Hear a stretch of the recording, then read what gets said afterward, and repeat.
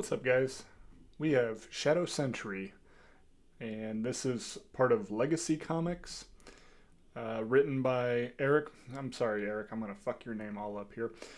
Eric Ninaltowski. That's the best I can do. But before we get into it, guys, just do me a quick favor. Go ahead and subscribe to the channel for more of this, and go ahead and give this video a thumbs up. I would greatly appreciate it. And also, if you could, comment how you think his name is pronounced. I will go ahead and put that in the description so you guys give me a chance to get some education here as to how to pronounce his name. So, as always, my off the cuff is a spoiler-free review. It's just my quick thoughts. I'm not trying to give away too much. I will have a in-depth review coming later down the road. So if you're more interested in that, just be on the lookout for that. So we mostly just follow an orphan kid. He is the focal point, shall we say, of this story. And we follow him from the time he was a baby and with his parents to when he is 18 years old and in an orphanage. What happened to the parents, we're not 100% certain of from the get-go. We at least meet one of them later on. He is essentially caught up in a war between heaven and hell, or at least something similar to that. They go by highborn and hellborn. I'm just kind of assuming that that's more or less what we're dealing with. And both sides really want him and have had contact with him, and are trying to persuade him to be part of their side.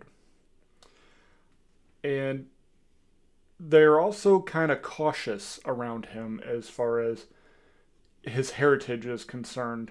We do get that explained, but I'm not going to go through that at the moment.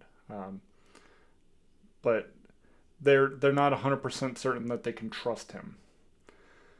So that's about as much as I'm going to give away as far as the story.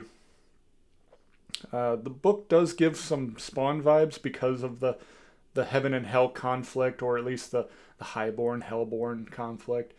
That was giving me some vibes, especially when both sides have like soldiers to fight for it.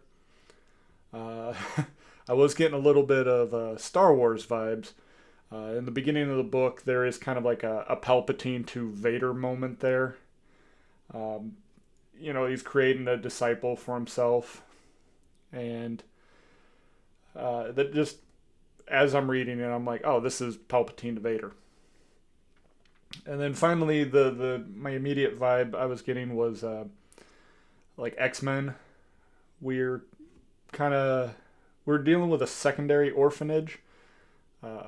And it was kind of like Xavier's school, where all the X-Men reside and whatnot.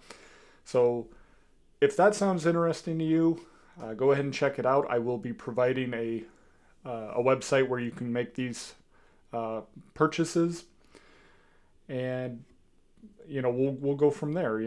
It's so far so good. I'm enjoying what I'm reading. I think the artwork looks good. I mean, that's what initially drew me to it. So yeah, go ahead and check it out, guys. I'm just going to go ahead and wrap it up there. So I appreciate your guys' views, and I'll get you for part 2 next week. So thanks again, guys. God bless.